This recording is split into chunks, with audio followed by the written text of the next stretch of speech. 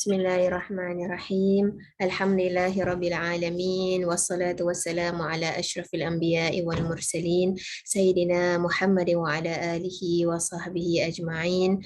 Subhanaka la ilma lana illa ma 'allamtana innaka antal alimul hakim. Qala rabbi shrah li sadri wa yassir li amri wahlul 'uqdatam min lisani yafqahu qawli. Assalamualaikum warahmatullahi taala wabarakatuh. Waalaikumsalam warahmatullahi wabarakatuh. Alhamdulillah, terima kasih saya ucapkan kepada para peserta yang baru sahaja mengikuti kursus Kompas 114. Ini adalah merupakan kemasukan yang keempat. Kemasukan yang keempat yang insya-Allah melalui opening kita yang eksklusif untuk bulan Ramadan sebenarnya, nak memberi peluang kepada mereka yang ingin mengembara bersama Al-Quran sewaktu di bulan Ramadan, insya-Allah. Jadi untuk hari ini especially alhamdulillah kita belum lagi sibuk dengan solat tarawih. Jadi kita nak ambil masa untuk mengenal sedikit tentang kursus ini dan juga buku yang kita gunakan iaitu Kompas 114. Okay. Tanpa saya melengahkan masa, ini ada sikit pengenalan tentang diri saya sedikit. Ustazah Nur Khadijah Ramli sudah berumah tangga, mempunyai 4 orang anak. Alhamdulillah baru selesai 2-3 tahun yang lalu ambil master di Brunei.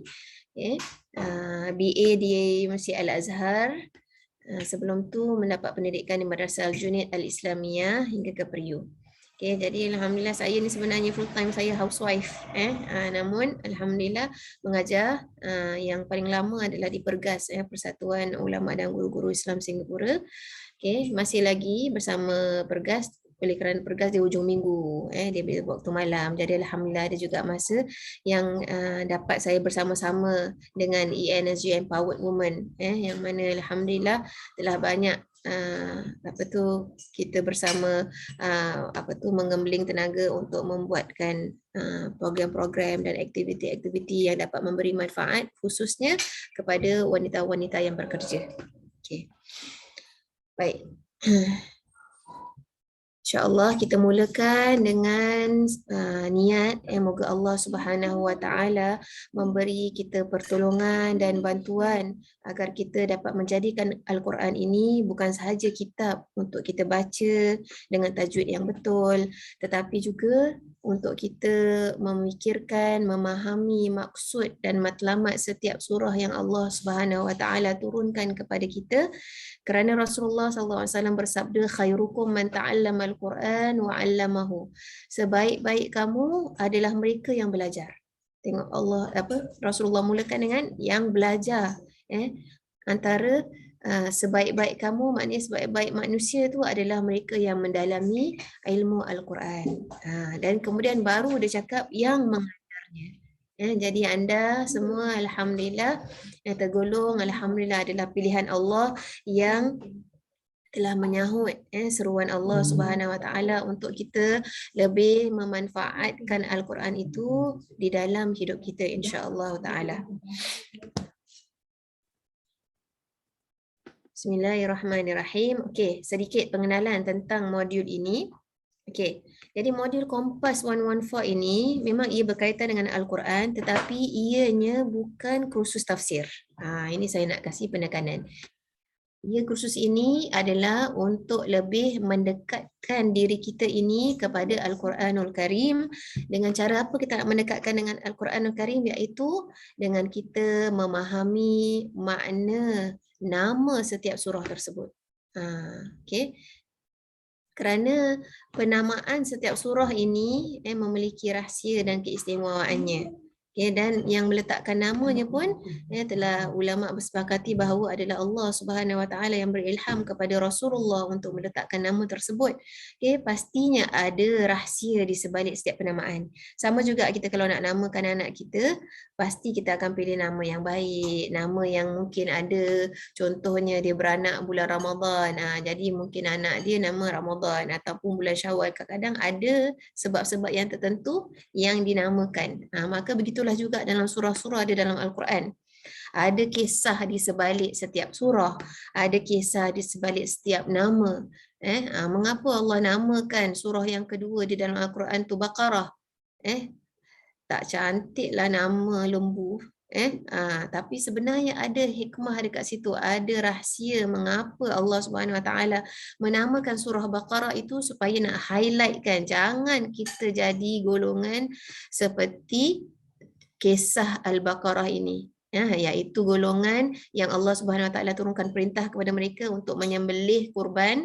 Namun mereka banyak tanya, banyak berdolak dalik sehingga kan tak mampu nak lakukan perintah tersebut, hampir nak meninggalkan perintah tersebut. Jadi sebenarnya dia ada hidden message yang ingin disampaikan oleh Allah. Itulah. Jadi dengan di antara usaha kita bersama, saya juga sama-sama belajar bersama-sama dengan anda sekalian, kita nak mencari rahsia di sebalik nama-nama surah, mesej yang ingin disampaikan di setiap surah, dan juga yang terakhir mengamalkan pengajaran yang ada dalam surah tersebut.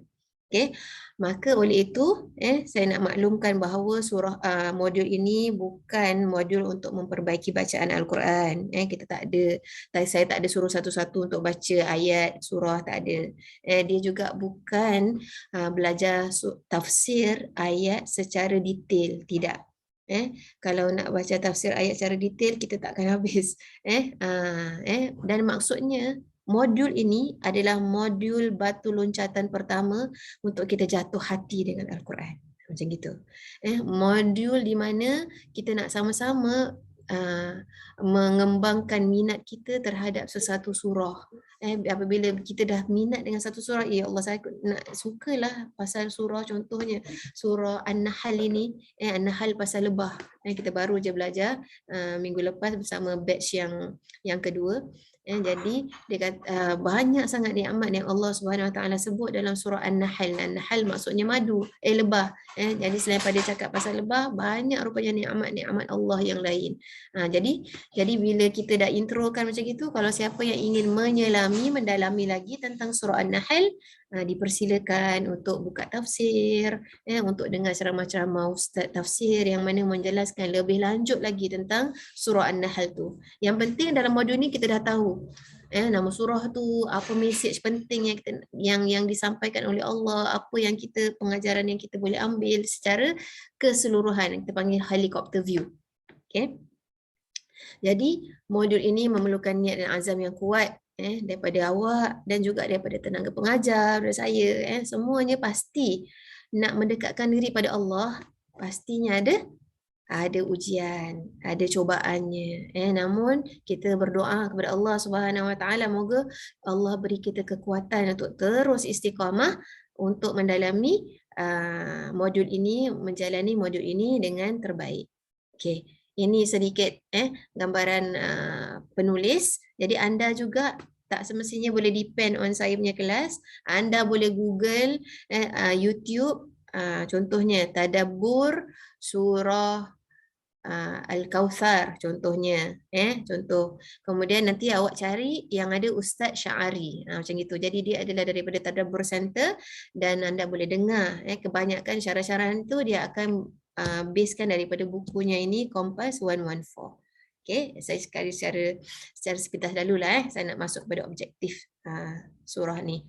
Okay, jadi buku ini, matlamat buku ini seperti mana yang saya sebut, memberikan kita sebagai suatu alat bantu saja.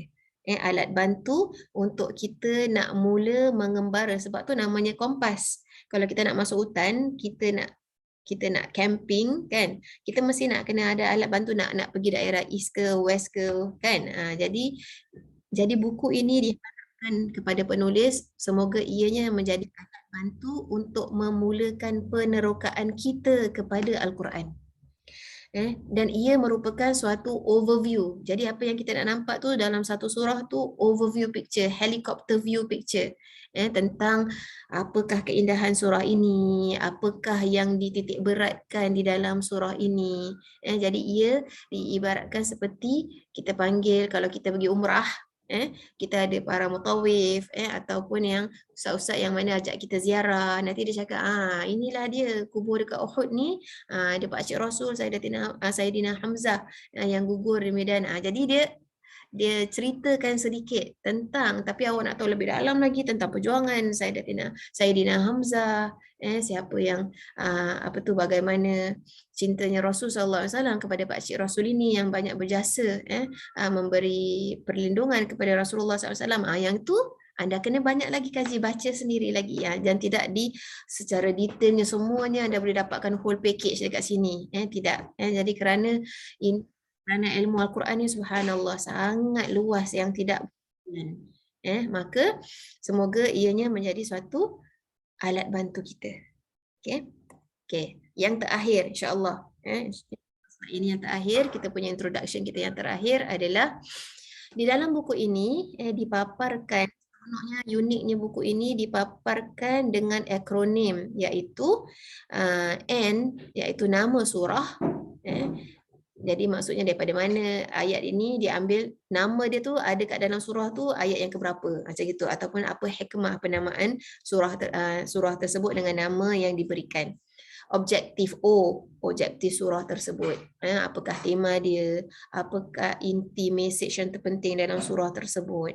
Okey, kemudian S yang pertama iaitu sirah surah. Maksudnya apa? Kerana surah-surah Al-Quran ini sewaktu diturunkan kepada baginda Rasul sallallahu alaihi wasallam, ianya diturunkan secara beransur-ansur. Jadi mengikut keadaan Rasulullah, mengikut keadaan persekitaran, mengikut keadaan para sahabat ketika itu. Jadi kadang-kadang ianya surah ini, wahyu ini turun memberi motivasi, memberi semangat kepada para sahabat dan Rasulullah yang sedang menghadapi masalah, yang sedang diboikot ataupun yang sedang disiksa oleh kafir Quraisy. Sama ada di Mekah ataupun setelah hijrah Rasulullah SAW di Madinah. Maka itu kita akan nampaknya itu di dalam S yang pertama, sirah surah.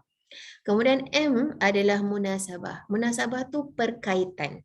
Perkaitan antara surah ini dengan surah sebelumnya, ataupun surah ini dengan surah selepasnya.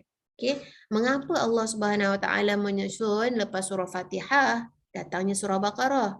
Macam itu. Okey, kemudian lepas surah Al-Baqarah surah Ali Imran.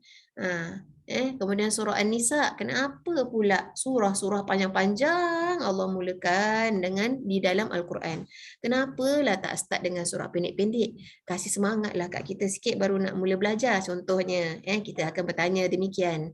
Tapi tahukah anda sebenarnya surah-surah pendek ini sebenarnya is the essence of surah-surah panjang. Dan Allah SWT mengatakan Allah adalah Tuhan yang paling boleh mempermudahkan kita untuk memahami kitab suci Al-Quranul Karim.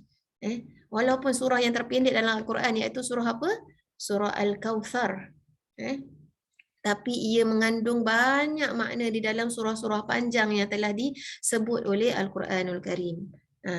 Jadi subhanallah, jadi makin kita mengetahui, makin jatuh cinta kita kepada surah-surah Al-Quran ini.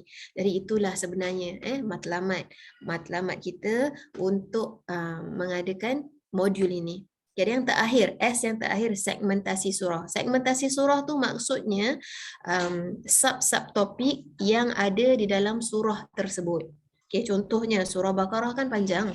Sampai masuk ke juz 3. Sampai pertengahan juz 3 baru habis surah Baqarah itu. Jadi dalam surah yang panjang-panjang itu, kalau anda buka buku Kompas 114, nanti pendek aja. Dia kasih segmen. Juz 1 sebenarnya fokus dia dekat mana? Hukum hakam.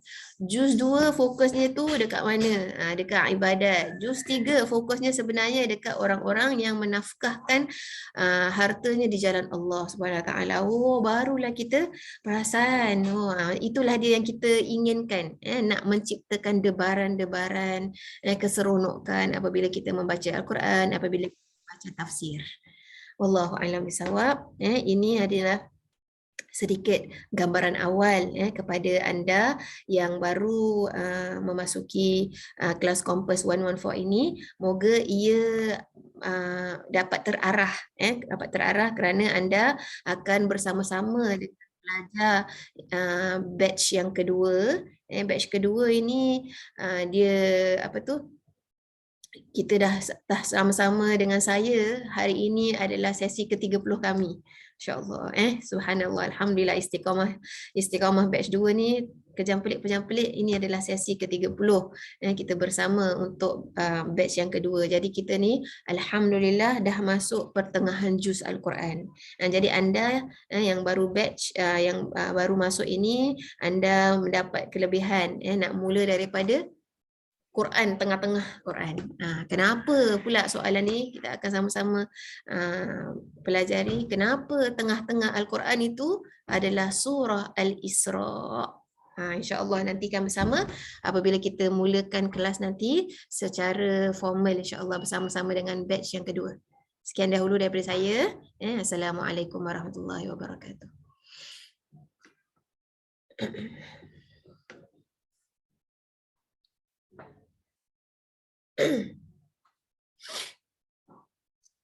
Kita berehat 2 minit sekejap sekejap 2 minit. Allah kita mulakan bacaan doa kita ya.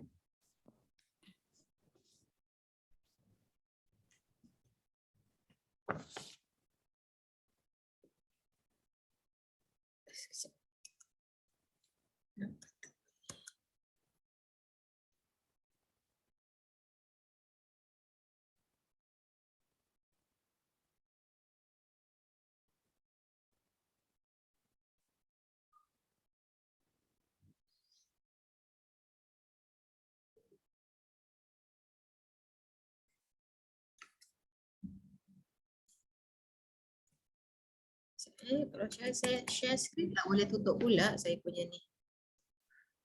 Macam mana ni? Sekejap.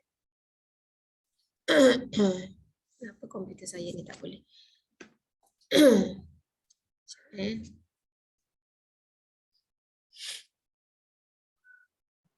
Assalamualaikum Ustazah.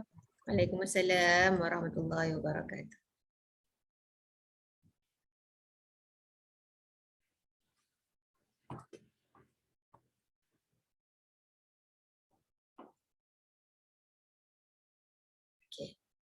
Bismillahirrahmanirrahim. Ila hadratin Nabiyil Mustafa Muhammadin sallallahu alaihi wasallam.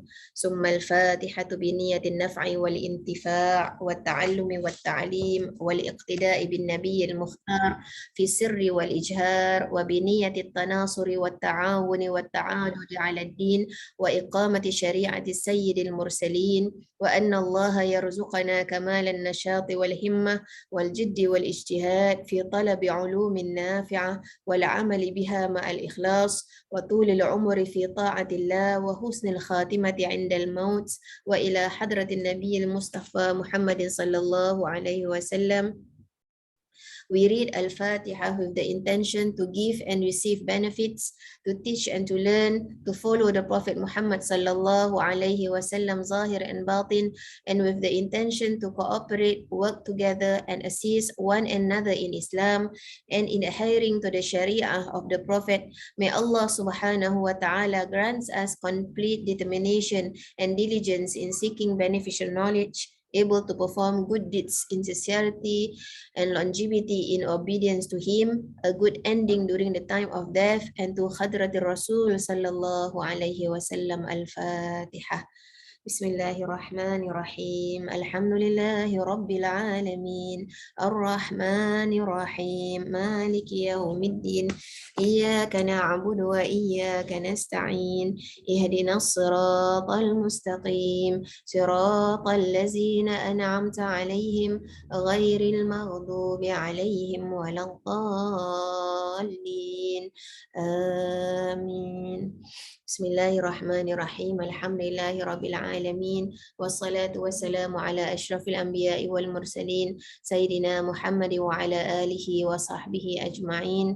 Allahumma syrah bil Qur'ani sudurana wasta'mil bil Qur'ani absarana watliq bil Qur'ani alsinatana wa a'inna 'alaihi ma abqaitana fa innahu la haula wa la quwwata illa bik. Allahumma 'azzim gharbatana fihi واجعله نورا لأبصارنا وشفاء لصدورنا وذهابا لغمنا وهمنا وحزننا وصلى الله على سيدنا محمد.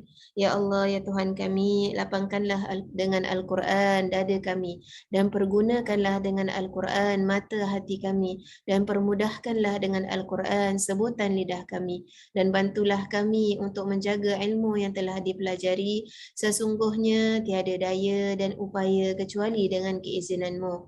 Ya Allah, teguhkanlah kesungguhan kami kepada Al-Quran dan jadikanlah ia cahaya untuk mata hati kami dan pengubat buat hati kami, serta hilangkanlah dengannya kerisauan dan kegelisahan serta kesedihan kami.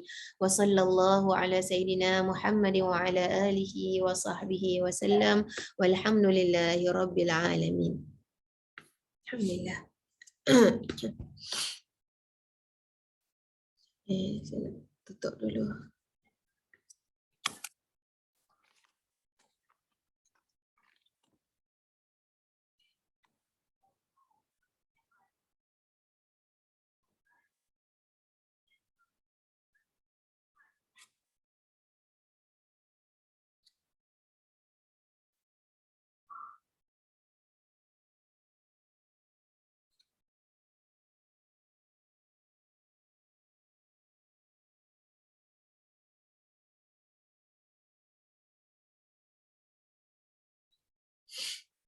Sebentar apa tu slide saya ni kalau apa tu tak buka dulu dia susah nak buka. Okey. Bismillah. Okay. Alhamdulillah. Alhamdulillahirabbil alamin. Syukur kepada Allah Subhanahu wa taala. Dengan izin Allah, tak sangka pula bila saya buat dah berapa kali batch kedua bersama-sama. Alhamdulillah hari ni hari ke-30. Allah dah ke-30, maksudnya 30 minggu kita bersama di dalam menghayati dan menyelusuri surah-surah di dalam Al-Quran. Alhamdulillah. Cantik 30, kita pun sampai di pertengahan juzuk Al-Quran, iaitu selamat datang juz yang ke-15. Insya-Allah. Entahlah, takkan kita nak ramalkan maknanya lagi 30 sesi ke habis lagi. Wallahu alam, saya tak tahu nak cakap. Moga yang penting semoga Allah SWT beri kita kekuatan baik penuntut juga pengajar. Dua-dua ada cubaan. Bukan penuntut aja yang ada cubaan, pengajar pun banyak cubaan. Allahu Akbar. Saya rasa sejak saya mengajar mendalami Al-Quran, kita cuba nak mempraktikkan memang ujian-ujian pun maksudnya ujian supaya nak rajin ibadah, ujian macam-macam. Moga Allah Subhanahu Wa Taala memberi kita kekuatan untuk terus istiqamah menghayati dan menyingkap rahsia-rahsia surah yang indah-indah di dalam Al-Quran. Okay, jadi begitu juga saya nak ucapkan selamat datang kepada batch yang keempat. Jadi batch kedua dah ada dah jadi senior. Ada junior bersama-sama dengan anda. Okay, jadi mesti tunjukkan contoh yang baik. Kalau Ustazah kata ada soalan, senior mesti rajin soal. Kalau senior tak rajin soal, junior jadilah lagi pemalu. Okay, kalau senior rajin soalan dengan baik bagus, jadi memberi semangat kepada junior-junior ni untuk menekuni surah-surah yang kita baca bersama. InsyaAllah. Okay. Baik, sebelum tu saya nak tanya yang apa tu batch baru ni ada tak bersama anda buku anda ataupun ada yang belum dapat? Boleh tak ada yang wakil suara? Ada tak dah dapat buku Kompas 114-nya? Junaida dah dapat. Ada yang dah dapat. Mungkin rasanya ada yang dapat. InsyaAllah semoga kebanyakan pada anda dah dapat. Kerana hari ini saya memang dalam kelas saya akan refer juga kat buku. Jadi tak semua yang kita akan tengok slide saja. Okay. Okay. Untuk mereka yang pernah mengikuti sesi istimewa yang saya buat di malam Isra' Mi'raj itu, mohon maaf mungkin slide dia banyak yang sama. Kerana saya kurang sihat hari ini tak sempat nak buat slide yang baru, okay, yang sama format yang biasa kita mengajar. Cuma insya-Allah pengisian ada sedikit penambahan insya-Allah, dan saya juga takkan membentangkan semua apa yang ada yang pernah saya kongsikan sewaktu malam Isra' dan Mi'raj. Okay. Kalau buka muka surat berapa? Puan Nora? Muka surat berapa Puan Nora? 117. 117 Al-Isra. Okey, iaitu selamat datang juzuk ke-15 kan surah Al-Isra'. Betul. Okay. Saya tanya pasal saya punya buku version lama. Kalau buku saya muka surat 67 kan jauh beza. Jauh. Jadi awaknya 117 Betul. Okey, 117. Okey, jadi bagi yang pelajar yang jadi sila muka muka surat 117, anda akan melihat dekat situ selamat datang juzuk ke-15. Okey. Baik, maka datanglah soalan yang pertama saya. Okey, yang tadi saya ada cakap dalam modul ni biasanya kita akan cuba hayati, melungsuri mengapa susunan surah tersebut contohnya. Okey, jadi kalau kita lihat surah, walaupun surah kalau ikutkan susunan ataupun bilangan surah Al-Isra' ini adalah surah yang ke-17. Okey, surah yang ke-17 di dalam Al-Quran.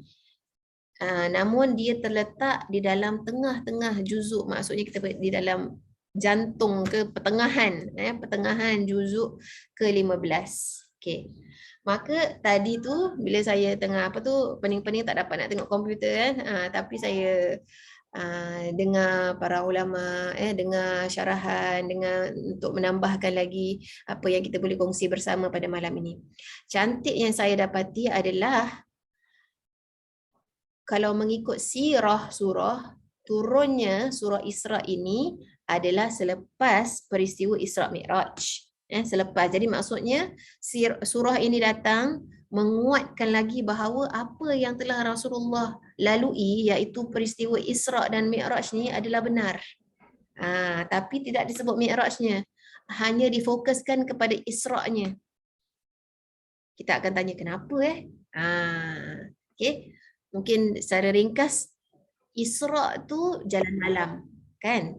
Antara jalan malam dengan jalan naik tu kan, yang boleh dinampak oleh orang awam tu yang mana? Jalan malam. Kalau jalan malam ni dah banyak controversial, ni kan lagi.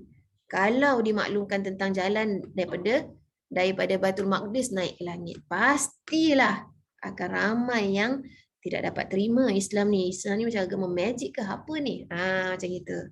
Hikmahnya hanya disebut tentang Isra', jalan malam. Kerana di situ Rasulullah berjumpa dengan beberapa kafilah. Kafilah tu kumpulan rombongan perniaga yang sedang melalui daripada Palestin nak pulang ke Mekah. Jadi selang beberapa hari selepas berlakunya peristiwa Isra' itu, Nabi berjumpa dengan rombongan tersebut. Kemudian mereka bertanyakan rombongan tu, kamu nampak tak Muhammad ketika dalam rombongan tu? Mereka jawab, ya. Jadi kita nampak kat sini, ia menguatkan lagi fakta untuk nak membuktikan bahawa Rasulullah itu tidak bercakap bohong. Mereka Rasulullah ini mengada-ngadakan cerita. Kerana ketika itu perjalanan daripada Mekah nak ke Palestin memakan sebulan. Daripada Palestin nak balik ke Mekah sebulan. Sedangkan Rasulullah hanya berjalan kurang daripada 1 malam. Belum sampai subuh lagi Rasulullah dah pulang. Bukan saja pergi Palestin, daripada Palestin naik ke Sidratul Muntaha, untuk mendapatkan hadiah teristimewa oleh Allah Subhanahu wa taala. Kalau pergi orang kahwin dapat berkat, ke Rasulullah dijemput oleh Allah, majlis Allah untuk mendapatkan berkat juga. Apa berkat dia? Berkat ibadah solat. Jadi itulah dia hadiah terbesar yang Allah SWT berikan kepada umat Nabi Muhammad, merupakan salat. Maka perspektif kita tentang salat harus kita ubah. Ia bukan satu bebanan, tapi ia adalah hadiah Allah. Apa-apa benda kita nak lakukan, pasti ada salatnya. Allahu Akbar, Allahu Akbar. Cakap pasal salat, masuk waktu salat. Kan? Sekejap. Okey. Baik. Terpelencong pula saya, cerita pasal itu, nak cakap pasal mengapa surah Al-Isra ni di tengah-tengah kan. Okey, jadi kita lihat sirah Rasul bila berlakunya Isra, kebanyakan ulama mengatakan ianya berlaku pada 11 tahun setengah Rasulullah berdakwah di Mekah. 11 tahun setengah Nabi berdakwah di Mekah, iaitu di Mekah kan total Rasulullah berdakwah tu adalah 13 tahun kan. Kemudian 10 tahun di Madinah. Tapi kalau 23 bagi 2, 11 tahun setengah. 11 tahun setengah itu maknanya di pertengahan, kemudian 11 tahun setengah lagi kebanyakannya perjuangannya di Madinah. Jadi oleh kerana setengah ni, letak Isra tu di tengah juz. Dan selainnya ulama mengatakan surah Isra ini adalah mengatakan kepada juzuk yang pertama itu, maksudnya di dalam permulaannya dakwah Rasulullah SAW akan mendapat kemenangan. Jadi pada awal ni kan struggle, daripada sirah Rasulullah SAW, struggling, kena boykot, yang kena seksa, yang kena banyak ujian dalam 11 tahun yang setengah tu. Nanti lepas 11 tahun setengah ni akan mendapat bantuan Allah, akan mendapat pertolongan Allah dalam setengah perjuangan Rasulullah yang berbaki. Maka subhanallah, kalau kita nak tengok cantiknya Allah menyusun surah-surahnya tu, setiap satu tu ada maknanya. Jadi terletak pada pertengahan juzuk Al-Quran. Okey. Baik, kemudian kita lihat dekat sini, satu lagi yang saya dapati, jumlah ayat. Jumlah ayat di dalam surah Al-Isra ini adalah 111. Jadi, kalau anda perhatikan surah-surah di dalam Al-Quran, 114 surah, akan ada satu lagi surah yang ada ayat dia sebanyak 111 surah. Jadi maksudnya, hanya ada 2 surah saja di dalam Al-Quran yang mengandungi 111 surah. Apakah surah itu? Ada tak siapa nak guess? Ke nak cepat-cepat cari ke? Iaitu surah Yusuf. Kita dah lalui batch 2 dah lalui surah Yusuf kan? Okey, cuba check page berapa tu, sikit aja depan dia. Betul? Surah Yusuf tu. Kat mana page berapa? Tolong beritahukan yang junior-junior ni. Surah Yusuf 35. Apa? 104. 104. Tengok dekat status itu, Makiyah jumlah ayat 111. Betul? Nak confirm kan? Betul, alhamdulillah. Okey. Maka para ulama mengatakan ini bukan suatu yang koinsiden. Ini menunjukkan bahawa matlamat ataupun tema surah ini ada certain kebersamaannya. Iaitu kalau kita lihat surah Yusuf ini dimulai dengan apa? Kisah Nabi Yusuf ni kena buang keluarga dia kan, kena macam-macam ujian yang dihadapinya. Akhirnya surah tersebut apa? Kemenangan oleh Nabi Yusuf itu, di mana bukan saja dia menjadi menteri dan menjaga ekonomi, maknanya ada status, tetapi juga dia telah dapat menyatukan ahli keluarganya. Maka kita panggil terrealisasilah mimpi. Yang pertama dalam awal surah tu mengatakan, wahai bapaku, aku melihat 11 bintang sujud menghormatiku dan juga bulan dan matahari. Maka ianya adalah suatu simbolik pada Rasulullah SAW. Dalam surah Isra ini maksudnya apa semua penderitaan, kepayahan yang dilalui di dalam menyampaikan dakwah ini akan membuahkan hasilnya. Kamu ni akan, wahai Rasulullah, dakwah kamu ni akan memasuki gerbang kemenangan, bantuan Allah Subhanahu Wa Taala hingga dapat tersebarnya di seluruh semenanjung Arab, bahkan sehingga ke Palestin. Palestin mula dapat ditakluki oleh orang Islam, iaitu di dalam pemerintahan Khalifah Sayyidina Umar. Okey. Maka di situ kita lihat, subhanallah, yang menunjukkan suatu bentuk surah yang menjanjikan kemenangan, kemenangan kepada dakwah Rasulullah. Dan sebahagian besar ulama mengatakan surah Al-Isra ini adalah janji kemenangan bahawa Palestin di akhir nanti akan dapat jatuh semula di bawah tangan umat Islam. Mungkin sekarang ni macam mustahil itu kita pakai menggunakan akal kita. Tapi ini janji Allah. Banyak para mufassir mengatakan demikian. Okay? Jadi maknanya kita harus terus bersabar, terus istiqamah. Jadi kalau kita lihat, ini saya nak skip. Kita dah tahu tadi, saya dah ceritakan secara sedikit langsung bahawa Isra Mi'raj itu berlaku selepas tahun kesedihan. Kesedihan Rasulullah diuji dengan kematian dua orang yang sangat memberi peranan besar di dalam dakwah Islam. Kalau kita lihat di dalam awal ayat itu, dia cakap subhanallazi asra bi'abdihi. Kan?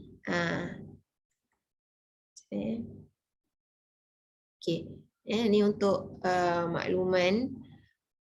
Kalau tadi saya dah beritahu bahawa surah Al-Isra ini dia hanya kebanyakannya memfokuskan tentang perjalanan malam Rasulullah daripada Mekah ke Masjidil Aqsa, ke Palestin. Jadi surah yang menjelaskan tentang Mi'raj Rasul sallallahu alaihi wasallam adalah di dalam surah An-Najm. Surah An-Najm, surah bintang. Sesuai tak nama bintang dengan Mi'rajnya Rasul? Kan sangat sesuai. Jadi itu adalah pada surah yang ke-53. Jadi kita belum sampai lagi ke surah 53. Masih ada chance lagi untuk kita nak mendalami surah An-Najm nanti, insya-Allah. Baik. Ini nak cakap tentang keistimewaan pembukaan surah Al-Isra ini. Jadi subhanallah, pertama kita dah tahu surah Isra ni pembukaan juz yang di pertengahan Al-Quran. Dan sebenarnya ia juga merupakan surah pertama yang bermula dengan kalimat tasbih. Jadi dalam Al-Quran terdapat ada berapa ni? Ni 3, 4, 5, 6, 7. Subhanallah, ganjil. Ada 7 surah yang dimulai dengan tasbih. Maka penghulunya adalah surah Al-Isra. Penghulunya ataupun dipanggil kepala surahnya yang memulakan, jadi kalimatnya pun sempurna, subhanallazi, maha suci Allah. Kebanyakan para ulama mengatakan kalau kalimat subhanallah tu kita harus mensucikan Allah daripada apa-apa sifat kekurangan manusia.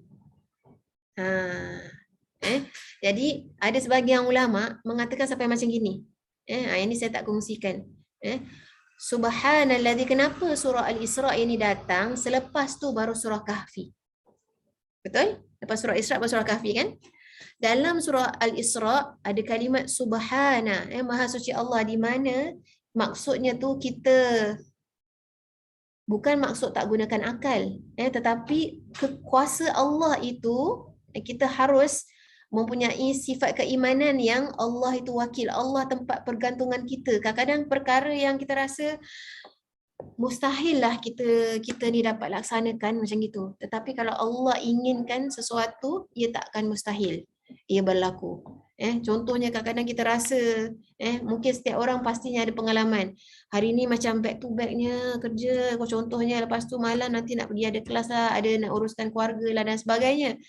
Maka kita pun doa, ya Allah berikan kekuatan, semoga kita dapat laluinya. Kali alhamdulillah, secara tak sedar dah sampai dah. Malam hari alhamdulillah semuanya kita dapat laksanakan dengan sebaik mungkin. Jadi kalau ikutkan tu macam macam tak sempat ni, macam tak sempat tu, tapi alhamdulillah boleh aja. Di atas bantuan Allah Subhanahu wa taala. Sebab itu datangnya surah Al-Kahfi itu nak menunjukkan bahawa contohnya kalau kita lihat dalam segmen surah Kahfi itu ada tentang Nabi Musa berguru dengan Nabi Khidir alaihi salam. Banyak perkara-perkara yang kalau kita panggil kalau ikut akal tu macam kenapa dia bunuh budak, kenapa dia lubangkan sampan, tapi nak menunjukkan itu semua adalah takdir Allah Subhanahu Wa Taala, dan takdir Allah tidak ada cacat cela langsung. Bukan jangan kita pula ambil Nabi Khidir tu boleh bunuh. Nabi Khidir ni adalah di bawah perintah Allah Subhanahu Wa Taala, nak menunjukkan itulah fungsi takdir. Takdir. Kadang-kadang sesuatu benda tu berlaku, rupanya hikmahnya tu rupanya semoga kerana Allah nak pelihara mak bapak dia punya keimanan. Kerana dalam ilmu Allah tahu kalau anaknya tu nanti besar, dia akan membuat susah kepada kedua mak bapaknya, malahan akan membuatkan mak bapak dia tu jauh daripada Allah Subhanahu Wa Taala. Langsung oleh kerana mak bapak dia ni adalah seorang yang baik, yang soleh, maka dimatikan anaknya di awal-awal sewaktu kecil lagi agar ia tak menjadi fitnah kepada ibu bapa dia. Kalau kita hanya tahu fizikal aja, kita tahu kesiannya dia kecil-kecil, dah uji anak dia kematian. Tapi kita tak tahu ilmu Allah. Jadi ilmu Allah sesuatu yang indah, di mana Allah Subhanahu Wa Taala selalu kita panggil Allah plan with his love. Jadi cuma akal manusia, ilmu manusia tu tak sampai nak dapat capai hikmahnya. Sebab tu kita ni rasa tak kecewa. Malahan na'udzubillah, kita ni rasa putus asa dengan Allah. Kenapa Allah ni uji aku bertangga-tangga, lepas tu gini, lepas dah kematian nanti aku tiba sakit dan sebagainya. Ini semua adalah ujian, dan juga dikacau oleh bisikan-bisikan syaitan nak buatkan kita jangan kuat pegangan dengan Allah. Itu yang kita nak minta perlindungan daripada Allah. Okay? Jadi subhanallah, jadi itulah salah satu hikmahnya Allah nak memahamkan kita kalimat subhana ini. Subhanallah, maha suci Allah. Segala apa yang telah ditentukan Allah, memang itu yang terbaik untuk kita. Selaku seorang beriman, itulah kepercayaan kita, iman dalam rukun iman kita, beriman kepada qada dan qadar Allah, beriman kepada hari akhirat. Okay. Baik. Kemudian kita tengok daripada buku, masuk pada buku. Okay, kita masuk nama N yang pertama. Okay. Satu nanti kita nak cakap kat sini. Okay, kita boleh skip. Sekejap dalam buku dulu. Nama surah ini disebut dalam ayat yang pertama. Subhanalladzi asra bi'amri. Jadi kalimat asra itu adalah diambil, isra itu diambil daripada kalimat asra. Seperti mana kat dalam slide ni, asra. Iaitu memperjalankan di waktu malam. Jadi asra tu ada yang memperjalankan, bukan Nabi jalan sendiri. There is a force atau there is someone yang telah memperjalankan Nabi daripada Mekah ke Palestin. Bukan Nabi jalan sendiri, naik motor, naik skuter, naik kapal terbang, tidak. Okay. Samalah juga kita nak umpamakan seekor semut, kan? Seekor semut dia menginggap kat baju kita, kan? Jadi kita pun pergi sampai naik bas, pergi mana-mana, lepas tu balik kat rumah kita, balik. Lepas tu semut tu pun dapat pergi balik dekat kampung dia ataupun dekat sarang dia, maka dia pun bercerita, wahai kawanku, percaya tak? Hari ni aku dah sampai Jurong. Semut ni cakap dengan dia punya kumpulan dia, puak dia. Pastilah semut-semut yang lain tak akan percaya, kan? Macam mana semut dia nak jalan satu rumah aja pun memakan masa berbulan.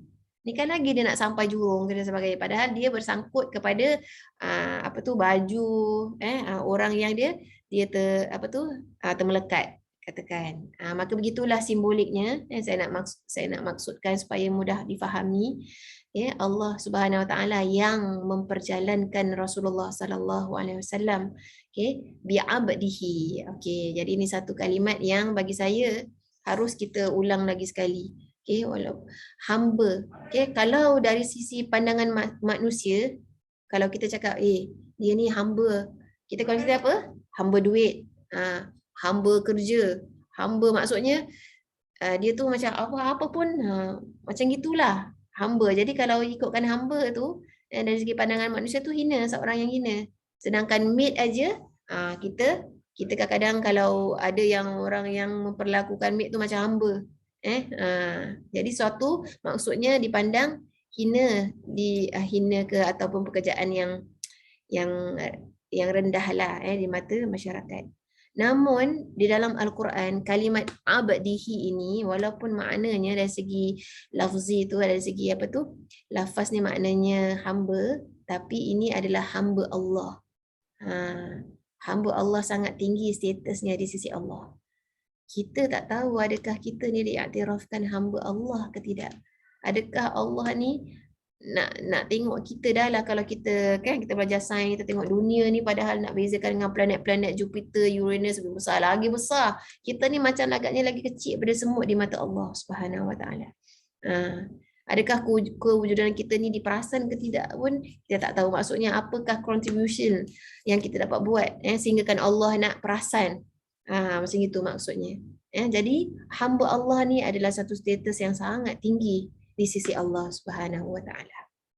Maka bagaimana kita nak memperolehi status hamba Allah di sisi Allah Subhanahu Wa Taala? Sesuai kita memasuki surah Isra ni sewaktu kita nak masuk bulan Ramadan. Semoga Allah Subhanahu Wa Taala memberi banyak rahmat dan keberkatannya untuk kita, insya-Allah lepas kita dah menghayati surah ini, semoga kita dapat sama-sama berjuang mengamalkan segala apa yang terkandung di dalam surah Al-Isra ini. Dan jadi dia kata di antaranya seorang hamba tu, dia tu pastinya kalau kita lihat hamba, pastilah dia kena patuh perintah tuan dia. Apa tuan dia cakap semua dia ikut. Ya tuan, baik tuan, okey tuan, betul kan? Macam itu. Maka begitulah juga kita harus semak balik diri kita. Segala perintah Allah, kalau kita mengatakan kita ni hamba Allah, maka kita akan secara terus ikhlas akan melaksanakan segala apa perintah yang Allah Subhanahu Wa Taala perintahkan kepada kita. Jadi di antaranya adalah solat 5 waktu ini. Terutamanya solat subuh. Wa Qur'anal Fajr, kerana dalam surah ini di-highlightkan lagi kepentingan solat subuh ini dengan dia mengatakan wa Qur'anal Fajri inna Qur'anal Fajri kana mashhuda. Jadi Qur'anal Fajr itu maksudnya apa? Orang yang dapat sama-sama mengikuti jamaah jamaah imam kan, kalau subuh baca kuat ke baca pelan? Baca kuat kan? Jadi dapat dengar Quran al-Fajr. Maknanya Quran yang dibacakan di waktu fajar, iaitu dapat sama-sama menyertai solat jamaah. Ini khususlah untuk lelaki. Kalau ada kesempatan, contohnya dalam Ramadan, taruhlah seminggu sekali, hari Ahad ke, hari Sabtu ke, kita nak moga kalau kita dapat, kalau bulan Ramadan boleh buat, bulan-bulan lain pun aku boleh buat. Macam gitu. Jadikan bulan Ramadan ni sebagai suatu titik permulaan nak buat kebaikan, kemudian nak terus buat. Nak jadikan Ramadan as our everyday life in our life. Okay. Jadi itu contohnya satu. Kemudian dalam ayat 79 kita nak melihat ni bagaimana nak dapat ni, nak dapat gelaran Abdullah ni macam mana. Iaitu yang kedua adalah kita mampu untuk memperjuangkan hawa nafsu kita, kita punya desire kita untuk kita dapat bangun malam beribadah dengan Allah. Perasan tak dengan datangnya Ramadan, semua orang boleh bangun sebelum subuh. Semua orang. Sebenarnya sahur itulah waktu tahajud. Dia tak perlukan 2 jam sebelum subuh. Ada pelajar saya cakap, Ustazah, saya nak cubalah bangun pukul 1:30 gitu. Sampai sahur cakap itu semua tak ada orang mampu buat. Mungkin orang buat 1 malam je, lepas tu terus dia pancit. Tak boleh buat lagi. Jadi sebenarnya agama ni sangat mudah. Tengok, datangnya Ramadan, kita bangun sahur. Sahur tu kan contohnya setengah jam. Ada orang setengah jam sebelum subuh. Okey, tu kalau kabut sikit lah. Tapi masih ada peluang, paling-paling 2 rakaat boleh solat. Ada orang dapat dia buat 45 minit. Okey, jadi 15 minit dia buat untuk semayang, kemudian dia preparekan makan, kemudian makan berjamaah dengan keluarga. Okey, ada yang mampu sejam. Jadi terpulang kepada yang penting kita sekitar waktu jam 4.45, 4.30, 4.45, 5. Itu semua adalah masa-masa. Jadi sebenarnya kalau kita semua mampu untuk bangun pasal nak makan sahur, maka kita mampu untuk bangun untuk ibadah. Begitu jugalah. Jadi maksudnya lepas bulan Ramadan, sahur kita tetap akan bangun waktu sahur di bulan Syawal, di bulan Zulqaidah, Zulhijjah, seperti mana kita dah amalkan di bulan Ramadan itu. Subhanallah, nampak tak cantik dah Allah kasih kita formula. Apa yang kita susah nak buat sebenarnya bulan Ramadan kita boleh buat. Boleh bangun pun sebenarnya. Subhanallah. Kemudian yang ketiga, meyakini Al-Quran itu adalah syifa bagi segala penyakit batin. Masya Allah. Sama juga dalam bulan Ramadan ni, cantik lah. Memang cantik. Memang Ramadan tu sangat hadiah. Ramadan tu adalah bulan Al-Quran, di mana semua orang kebanyakan daripada kita umat Islam pasti kalau dulu buka Al-Quran tu mungkin seminggu sekali. Mungkin ada yang tak sempat sebulan sekali, tapi dalam di bulan Ramadan ini tiap-tiap hari kalau boleh kita akan pastikan kita dapat buka Ramadan, kita buka Al-Quran untuk kita bertadarus, kerana dia macam atmosfer dia tu dah buat untuk buka baca Quran. Jadi subhanallah, kalau dengan kita bertambahkan keyakinan bahawa Al-Quran ini adalah syifa, dia adalah ubat. Dia bukan ubat sahaja untuk penyakit kita sersema ataupun penyakit apa-apa, atau yang terpenting dia ubat untuk hati kita. Moga hati yang resah menjadi tenang, hati yang bingung menjadi tenteram, memberikan kita tenang aja, alhamdulillah, dapat menjalani walaupun ada ujian, banyak ujian. Saya merasakan Ramadan ni, sebelum kedatangan Ramadan banyak ujian-ujian. Saya dengar daripada ahli-ahli keluarga dekat saja, semua ujiannya hebat-hebat. Subhanallah, Allah nak uji kita sebelum datangnya bulan Ramadan. Moga kita dapat redha, kita dapat sabar menghadapi ujian-ujian yang Allah Subhanahu Wa Taala turunkan. Kemudian lagi kita lihat antara ciri hamba Allah itu adalah, tengok dalam ayat 107 dia kata Nabi melihat para anbiya sujud beribadah, iaitu banyak melakukan sujud. Masya Allah, tarawih di bulan Ramadan, Masya Allah. Semua kena, ya Allah. Teringat macam subhanallah, ni pun saya tak planning ni. Semua kena, maksudnya ya Allah, memang benar Allah ni kasihkan kita hadiah yang sangat istimewa di bulan Ramadan ini, supaya kita ni dapat menjadi hamba-Nya yang, kalau kita lihat dalam ayat kutiba alaikumusiyam kama kutiba alal ladzina min qablikum la'allakum tattaqun, supaya kita dapat memperolehi sifat takwa. Sifat takwa ni sebenarnya adalah sifat hamba Allah. Allah nak kita semua sampai ke martabat yang tertinggi macam mana para anbiya dan para rasul boleh capai. Bukan saja, maksudnya supaya kita ni tak ada dalih nak mengatakan dia tu nabi, dia tu rasul, dia boleh buat. Allah dah hadiahkan kita Ramadan ni, kita dapat melakukan semua ciri-ciri ni, subhanallah, di bulan Ramadan. Di bulan Ramadan, subhanallah. Jadi banyakkan sujud, maksudnya tu apa? Banyakkan solat sunat. Subhanallah. Jadi kita tetapkanlah azam kita lagi esok subhanallah. Esok kita nak mula solat tarawih Terharu pula saya rasa ni. Moga kita dapat letakkan azam. Semoga Ramadan kali ini aku tak akan tinggalkan solat tarawih. Walaupun 8 rakaat.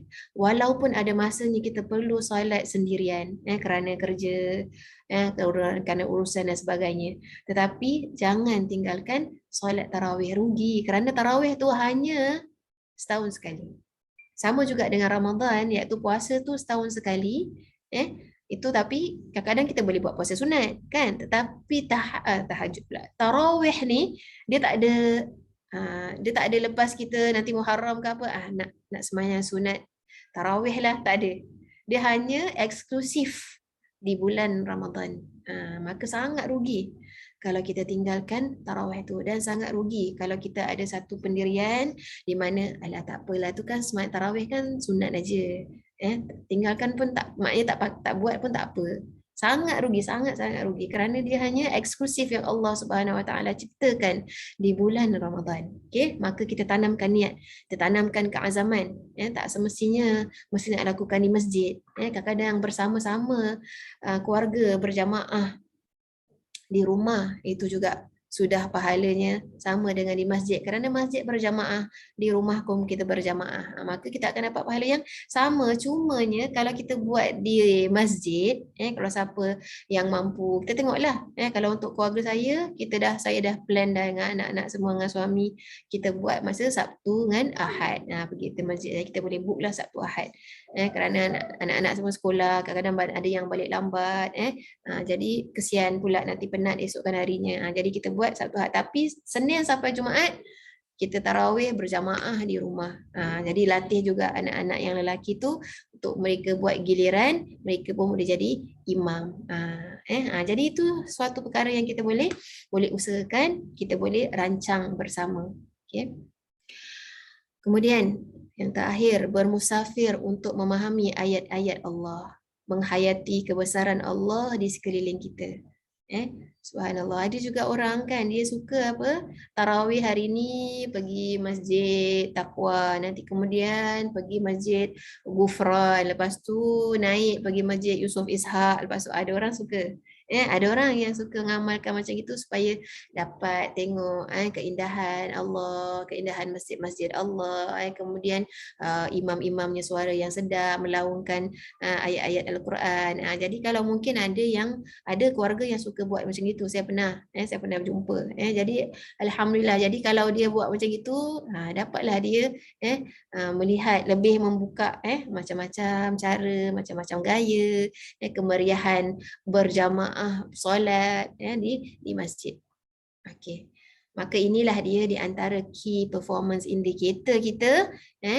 Kalau siapa nak snapkan ni semua kita boleh terlaksana di dalam bulan Ramadan, insya-Allah. Semoga Allah Subhanahu Wa Taala beri kita kekuatan untuk kita dapat melaluinya, agar kita cuba kejarkan gelaran Abdullah. Jangan hanya kita kejarkan gelaran di dunia tanpa kita lupa apa yang kita nak buat persediaan untuk akhirat. Harus buat persediaan untuk akhirat, kerana untuk orang Islam hidup ini hanya sementara. Hidup akhirat itu yang kekal. Dunia ini bukan tempat bersenang-senang, kata Imam Syafi'i. Dunia ini bukan tempat untuk senang-senang. Senang-senangnya kita nanti di akhirat. Sebab tu kita lihat, subhanallah, para ulama dulu, mereka mengarang buku macam tak berehat lah. Umur kadang-kadang muka singkat aja. Umur contohnya Imam Nawawi, umurnya singkat. Ada sebagian ulama mengatakan tak sampai 40 tahun dia dah meninggal. Tapi karangannya, Masya Allah, seolah-olah 2 kali ganda usia dia. Ini semua adalah keberkatan yang Allah Subhanahu Wa Taala berikan kepada usianya, masanya, dan pastinya kesungguhan yang diletakkan hingga tercipta banyak buku-buku yang dapat dihasilkan untuk kemanfaatan kita yang hidup selepas zaman mereka. Okey. Okey. Ni dia. Apakah objektif dan message yang ingin disampaikan oleh Allah Subhanahu Wa Taala kepada kita dalam surah ini? Okey, kita balik kepada buku dulu. Kita nak baca objektif.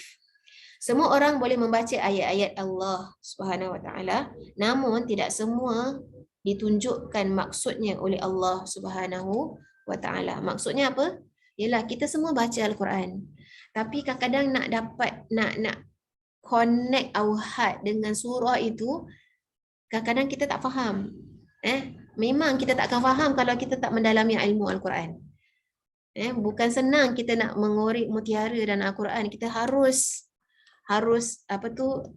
spend time untuk Al-Quran. Harus dengar daripada beberapa penceramah, ustazah tentang Al-Quran. Jadi alhamdulillah kita ni dah banyak kemudahan dengan COVID ni. Banyak ustaz-ustaz dah upload ceramah, syarahan semua. Alhamdulillah, subhanallah, dah banyak dah available. Yang mungkin dulu kita tak pernah. Bila YouTube tu kita jaranglah nak tengok syarahan, jaranglah kita nak cari, kita cari benda lain. Tetapi dengan adanya COVID ini, kat YouTube, kat mana kita akan cari ilmu-ilmu Allah di dalam YouTube tu itu. Dan juga kita cari kelas-kelas online yang dapat kita manfaatkan walaupun kita berehat di rumah. Ni subhanallah, inilah dia hikmah Allah Subhanahu Wa Taala ciptakan COVID ni. Wallahu a'lam bissawab. Okey, nak baca lagi yang objektif. Menggunakan kaedah hubungan awalan dan akhiran surah, kita akan dapati bahawa surah ini bermula dengan tasbih, kan, subhanalladzi itu. Kemudian ayat-ayat Allah yang diperlihatkan kepada Rasulullah sallallahu alaihi wasallam, seterusnya ayat-ayat Allah kepada Nabi Musa. Lihat ayat 1 hingga 2. Maka surah ini berakhir secara reverse, iaitu ayat-ayat Allah kepada Nabi Musa alaihissalam dan ayat-ayat Allah kepada Rasulullah sallallahu alaihi wasallam, dan tasbih lihat pada ayat 101 hingga 108. Ni kadang-kadang kalau nak baca buku Kompas 114 ni, untuk batch baru, batch yang keempat, kita mesti ada dekat sebelah anda, mesti nak kena ada Quran yang tafsir, yang ada terjemahan. Jadi bila dia cakap kat sini, awak pun cepat-cepat belik Al-Quran tu, surah Al-Isra ayat 101. Tapi senangnya kat dalam buku ni dia dah bilang, kalau dalam buku mushaf awak tengok balik muka surat 117 awak tu, dia akan cakap muka surat mushaf surah adalah Al-Quran, dalam buku Al-Quran kita muka surat 282. Dan jadi maka siapa yang menggunakan kebanyakannya Quran kita adalah Quran Rasam Uthmani, jadi dia akan insya-Allah exactly sama. Surah Al-Isra muka surat 282. Ataupun siapa kalau ada pakai download apps Al-Quran, sama juga. Dia akan pergi muka surat 282. Kalau tak dapat Quran tu muka surat 282, maknanya Quran awak bukan Quran Rasam Uthmani. Mungkin rasam dia tu rasam Baghdadi, ataupun ada special version yang awak nak tulisan itu besar, jadi mungkin dia akan kurangkan Qurannya tu lebih tebal. Yang tu lain lah, tu lain-lain version lah. Tapi kebanyakannya semua sama. Okay. Kemudian poin yang kedua, dia kata surah ini bermula dengan seorang yang diperlihatkan ayat-ayat Allah, iaitu Rasulullah SAW, diperlihatkan ayat-ayat Allah. Maka surah ini berakhir dengan kesan seseorang yang diperlihatkan oleh Allah ayat-ayatnya di dalam Al-Quran. Maka apa yang berlaku kepada orang yang telah diperlihatkan oleh Allah Subhanahu Wa Taala ayat-ayatnya? Lantas apa yang berlaku kepada diri dia? Apa ayat-ayat terakhir dia? Saya nak kena buka Quran juga ni. Sekejap saya ambil Quran saya kejap.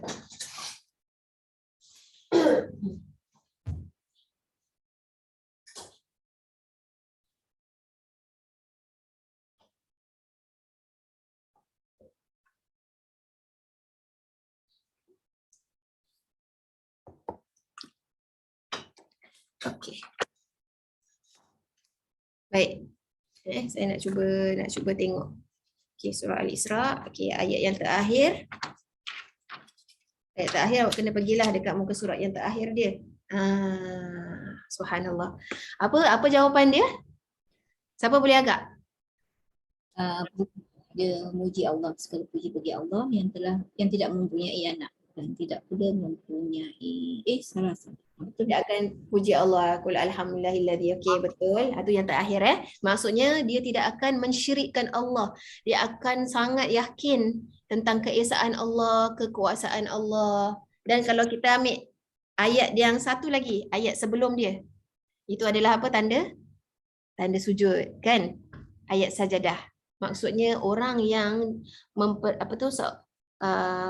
orang yang telah orang yang diperlihatkan oleh Allah ayat-ayat Al-Quran, dia adalah orang yang akan terus tunduk, sujud, patuh atas kebesaran Allah, kehebatan Allah Subhanahu Wa Taala, dan dia tidak akan mensyirikkan Allah langsung dengan apa-apa pun, walaupun apa-apa yang berlaku makin kuat semangat dan tekad Rasulullah sallallahu alaihi wasallam. Maka begitulah juga dengan kita. Diharapkan semoga kita ni apabila kita banyak belajar pengalaman hidup, kadang-kadang kita tengok ya Allah, bantuan Allah tu datang dan dalam sesuatu yang kita tak sangka-sangka, ataupun bila kita merasai hikmah di sebalik ujian yang Allah Subhanahu Wa Taala turunkan, pastinya lepas tu kita akan ya Allah rasa syukurnya kepada Allah, sujud, kita akan membuatkan kita tu lebih rajin untuk mendekatkan diri untuk ibadah kepada Allah Subhanahu Wa Taala, lantas semakin kuat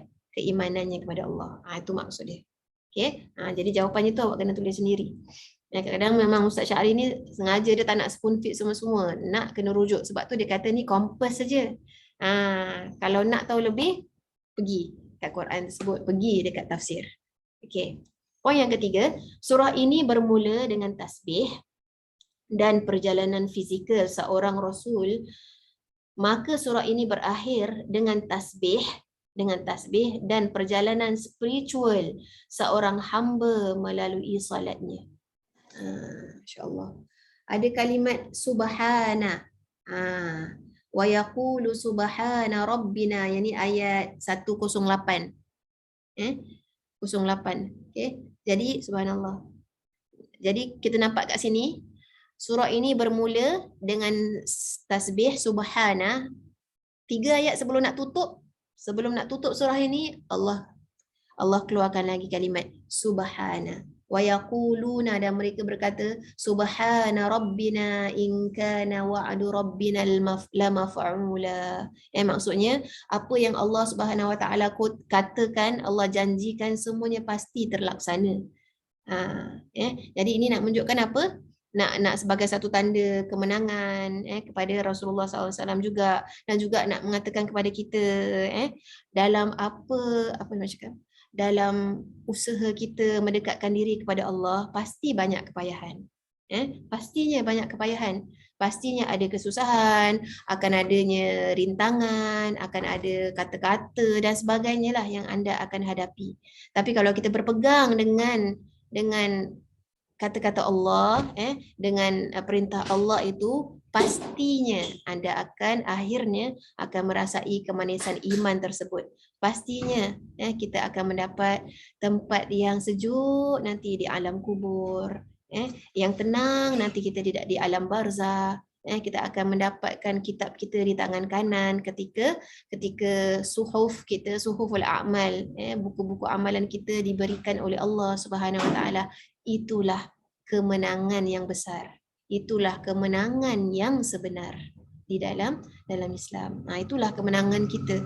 Maka sebab itu sebagian ulama mengatakan Allah mulakan subhanallazi asra bi'abdihi min masjidil harami ilal masjidil aqsa. Aqsa tu bukan maksudnya masjid yang jauh, literal maknanya. Literal makna aqsa tu maksudnya jauh. Tempat yang jauh. Kalau awak ingat dalam surah Yasin, min aqsal madinati rajulun yas'a, tu kalimat aqsa. Tu maknanya daripada ujung tanjung, ujung bandar yang dia bukan dekat bukan dekat pusat bandar, dia dekat ujung, kita panggil ulu kampung. Macam gitu kan. Jadi maksudnya nak beritahu kita bahawa nak menuju kemenangan, nak mendapatkan falah, nak mendapatkan kejayaan ni memang perlu banyak pengorbanan. Memang jauh, memang susah. Kerana Islam ni bukan agama magic. Islam ni bukan agama yang mungkin sebahagian orang salah faham. Dia kata kalau kita dah ibadah kita bagus wali-wali Allah, dia tak payah kerja, nanti dia pegang daun aja, daun tu jadi emas. Itu salah faham tu. Islam ni bukan agama yang magic macam gitu. Dan kalau orang wali Allah yang karamah, dia betul-betul dia takkan pun nak tunjukkan perkara tersebut. Kalau boleh dia nak sembunyikan, seperti mana gadis nak sembunyikan, dia tak nak orang bilang yang dia di tengah menses. Malunya dia cakap, jangan cakap-cakap ke orang lah yang kita ni tak puasa sekarang ni. Kau malu. Itu kalau orang-orang dulu lah, tak tahu orang sekarang ni perspektif lain sikit. Kalau kita dulu tu malu. Jangan cakap kita ni tengah, itu maksud dia. Okey, itu maksudnya aqsa. Jadi maknanya suatu janji Allah. Kalau Allah dah janjikan, banyak dalam Al-Quran ni janji-janji Allah. Betul? Janji Allah yang akan beri kemenangan bagi siapa, alladzina amanu wa amilus solihat lahum jannatun tajri. Banyak ayat-ayat macam itu. Maka itu semua adalah janji-janji Allah yang di mana dalam surah ini Allah cakap Rabbana in kana wa'du rabbina la maf'ula. Semua janji Allah tu pasti terlaksana. Kita tak payah nak tanya Allah. Kalau kita berdoa dengan Allah, kita punya tanggungjawab sebagai seorang hamba adalah berdoa kepada Allah. Kita tak boleh nak bertanya dengan Allah, ya Allah bila kau nak perkenankan doa aku ni ya Allah. Kerana itu bukan urusan makhluk. Urusan seorang hamba adalah minta kepada Tuannya. Kerana saya ni serba kekurangan ya Allah, saya banyak kelemahan. Bila Allah nak capaikan, bila Allah nak kabulkan, itu adalah urusan Tuhan. Dan pastinya, dan kita yakin, bila Allah tunaikan janjinya itu, pastilah itu di waktu yang paling sangat kita perlukan. Maka dia turunkan, dia kabulkan permintaan kita di waktu yang kita perlukan. Subhanallah, kerana Allah tu, sebab tu Allah tu selalu merancang sesuatu dengan cintanya, merancang urusan kita dengan cintanya. Kerana apa? Kerana buktinya Allah selalu suruh kita ulangkan Bismillahirrahmanirrahim. Banyak-banyak nama-nama Allah 99 Asmaul Husna yang Allah suruh kita selalu ingat adalah Ar-Rahmanir-Rahim. Allah tu Maha Pengasih, Allah tu Maha Penyayang. Dalam Al-Fatihah diulang ni lagi, Alhamdulillahirabbil alamin. Bismillah tu ayat pertama. Ayat yang kedua ada lagi, kan? Ar-Rahmanir-Rahim, Maliki Yaumiddin. 2 kali dia nak suruh ingatkan, menunjukkan apa? Manusia ni selalu lupa. Kita ni selalu lupa bahawa Allah tu pengasih penyayang. Lupa bila? Apabila kita diuji oleh Allah, apabila kita didatangi dengan kesusahan, kesulitan, musibah, penyakit dan sebagainya, kita selalu lupa nama Allah yang ini. Yang selalu Allah suruh ingatkan ini. Sebenarnya aku lakukan ini kerana aku cinta. Memang kita tak boleh nak gunakan rasional akal kita pada ketika itu. Kerana ilmu kita tu yang sangat terbatas. Tetapi bukan ilmu Allah. Ilmu Allah tak terbatas. Dan kalau Allah uji kita dengan sesuatu ujian, yakinlah bahawa Allah tu tak zalim. Dan Allah itu tahu kemampuan hamba-Nya. Kadang-kadang kita sendiri tak tahu kemampuan kita. Because we did not discover ourselves. Allah dengan ujian itu, Allah make us discover about ourselves. Yang kita ni, rupanya aku ni sebenarnya Alhamdulillah mampu untuk harungi ujian tersebut. Syukur pada Allah. Bertambah lagi kita menjadi orang penyabar. Bertambah lagi kita menjadi seorang yang bersyukur. Jadi sebenarnya turunnya ujian ini sebenarnya Allah nak reveal, nak keluarkan mutiara yang ada kat dalam diri kita, nak jadikan kita orang yang lagi hebat daripada apa yang kita as what we are dulu. Nak jadikan kita a new us, dengan dia datangkan ujian. Okey, seterusnya poin sujud. Mana tadi? Surah ini bermula dengan tasbih. Okey, tu dah. Okey, surah ini bermula dengan tempat sujud, iaitu masjid. Surah ini berakhir dengan sujudnya seorang hamba. Insya-Allah. Nampak tak? Awalan dia dengan closing dia sangat cantik, subhanallah. Sebab tu Allah Subhanahu Wa Taala katakan, daripada dulu Allah dah cabar manusia, cabar jin, cabar makhluk-makhluk lain. Kalau kamu mengatakan Al-Quran ini bukan ciptaan Allah, maka datangkanlah yang serupa dengan surah, dengan serupa dengan Al-Quran. Dan Allah kata sehingga akhir kiamat pun tak ada siapa yang mampu mencipta seindah surah-surah Al-Quran. InsyaAllah. Jadi kita nampak kat sini kan, di awal surah Al-Isra tu dia kata subhanallazi asra bi 'abdihi lailan min masjid. Jadi kalimat masjid tu daripada kalimat sajadah. Masjid tu tempatnya sujud, daripada kalimat sujud. Kan? Itu namanya masjid. Jadi masjid tu adalah tempat bersujud, tempat beribadah. Jadi simbolik ibadah adalah sujud. Maka kita lihat di akhir surah ini bukan sahaja kalimat sujud, namun perbuatan untuk bersujud itu diadakan. Subhanallah, seorang hamba yang bersujud. Jadi situ ada sujud tilawah. Kemudian yang terakhir kat sini, surah ini bermula dengan 2 nama Allah. Maka surah ini berakhir dengan pentingnya nama Ar-Rahman dan indahnya semua nama-nama Allah yang lain. Dia bermula dengan, kalau bermula dengan apa? Ya, nak tengok tutup dia. Nama Allah apa tu? Iaitu innahu huwas samiul basir. Kan, sesungguhnya Allah itu maha mendengar lagi maha melihat. Jadi maksudnya apa? Allah ni itulah. Sebenarnya apa-apa yang berlaku pada diri kita tu Allah tahu, Allah dengar. Cuma kita ni Allah nak suruh, walaupun Allah tahu, Allah dengar, Allah nak suruh kita minta. Kerana minta tu, doa itu adalah ciri seorang hamba. Jangan nak cakap, ya Allah aku tak payah nak minta lah, pasal kau kan dah maha tahu, kau tahu apa yang kat dalam hati aku. Tunaikanlah semuanya.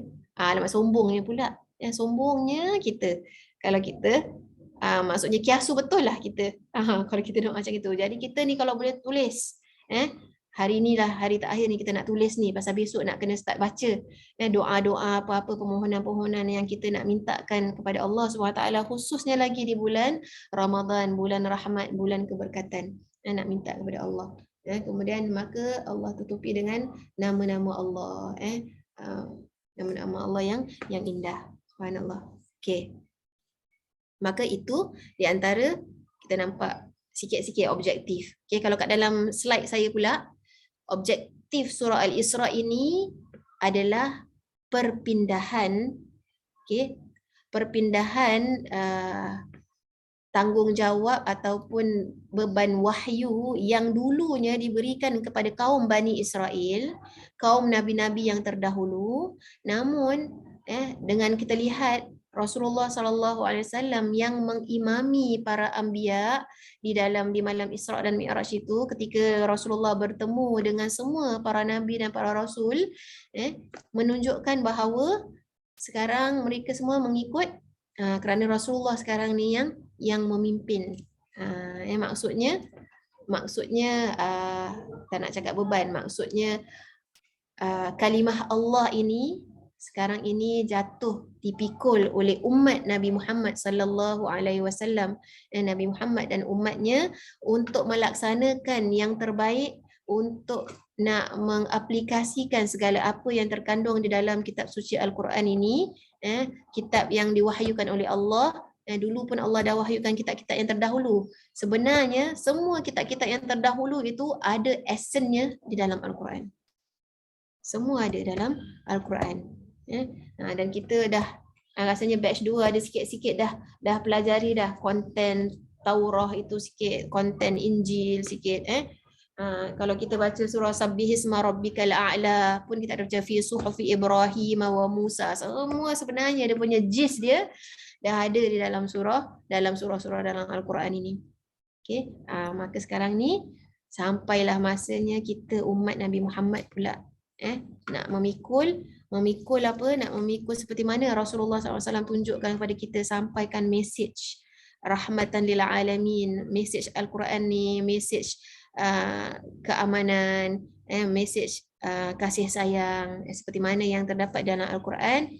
Sekarang atas kita untuk melaksanakannya. Sebab itu Allah kata, pelajarilah kesilapan-kesilapan apa yang telah dilakukan oleh kaum-kaum terdahulu, dan jangan repeat apa, jangan ikut sifat. Kebanyakan Al-Quran tu menceritakan, dia tak ceritakan pasal nama orangnya. Dia ceritakan sifat mereka. Kalau jadi Bani Israel ni, apa sifat-sifat mereka. Sebab tu kita baca dalam Al-Baqarah, sifat-sifat tu yang kita jangan ikut. Pastinya kita kan ada sifat-sifat yang ada apa yang disebutkan dalam Al-Quran. Sebab tu Allah ceritakan kisah-kisah terdahulu. Bukan disebutkan, oh ni Bani Israel, kita bukan Bani Israel jadi kita tak ada. Tidak.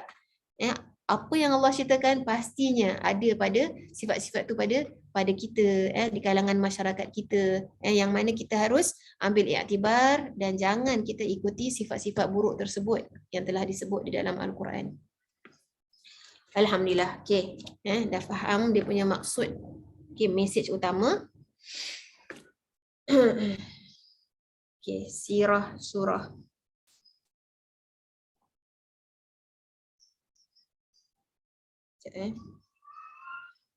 Okey, saya nak ceritakan sikit ni tentang mesej kan.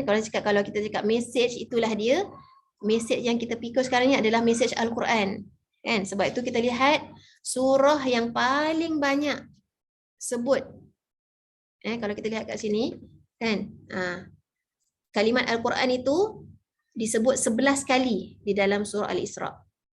Tapi hanya 4 kali di dalam surah Al-Qamar dengan surah An-Naml. 3 kali di dalam surah Al-Hijr dengan surah Yunus dan Taha. Jadi yang ni yang 1 kali banyaklah, 2 kali pun banyak. Tapi yang paling sangat clear, sangat paling banyak sekali antara yang malaikat double daripada yang 4 kali, inilah dia surah Al-Isra 11 kali. Nak menunjukkan inilah dia surah yang mengatakan tentang message, maknanya peranan wahyu, kelebihan wahyu Allah Subhanahu Wa Taala iaitu Al-Quran yang Allah Subhanahu Wa Taala turunkan kepada kita. Jadi nak berikan kesedaran kepada kita. Jadi saya mungkin nak go through laju-laju sikitlah. Paling-paling kita ambil yang 2-3 yang penting. Kerana dia ada 11 memang saya ada sebut kat sini ada 11. Tapi kita ambil yang penting. Antara yang terpenting tu adalah yang pertama ni kita ingat walaqad sarrafna fi hadzal qur'ani liyadhakkaru wama yaziduhum illa nufura. Sesungguhnya kami telah menerangkan jalan-jalan menetapkan i'tiqad dan tauhid dengan berbagai cara di dalam Al-Quran ini supaya mereka mengambil peringatan. Maksudnya apa? Kalau kita lihat Al-Quran ini bukan sahaja buku bacaan. Sebab tu kita ni, bila kita nak kedatangan Ramadan ni, bagi mereka yang sudah able to master, macam tiap hari dapat, macam bukan tiap hari, tiap tahun Ramadan dapat khatam. Okey, maka cabarkan diri anda, kali ni buat perubahan. Jangan fokus untuk khatam, tetapi fokus untuk nak faham beberapa surah. Awak nak baca tafsirnya, kaji, supaya anda dapat menghayati dia. Kerana sebenarnya Al-Quran ni turun untuk, dia adalah buku petunjuk. Dia adalah buku hidayah. Dia bukan hanya sekadar buku untuk baca je dah, ambil berkat, tak. Dia nak dia adalah buku yang Allah Subhanahu Wa Taala turunkan supaya dia menjadi impact dalam kehidupan kita. Dia dapat memimpin diri kita supaya kita ni dapat a clear indicator, ini salah, ni betul. Dengan kita ada niat tersebut, nanti automatik Al-Quran ni dia akan pandu kita. Dia akan pandu kita untuk kita dapat membuat keputusan yang lebih baik. Untuk kita dapat menjalani kehidupan kita dengan lebih baik, dapat menangkis bisikan-bisikan, dapat melawan hawa nafsu. Itu yang kita nak, kesan dia. Sekarang kita mesti nak, kalau kita handphone kan selalu nak upgrade daripada 2G jadi 3G, 5G, sekarang dah 5G. Maka kita juga kena upgradekan kemahiran kita dengan Al-Quran.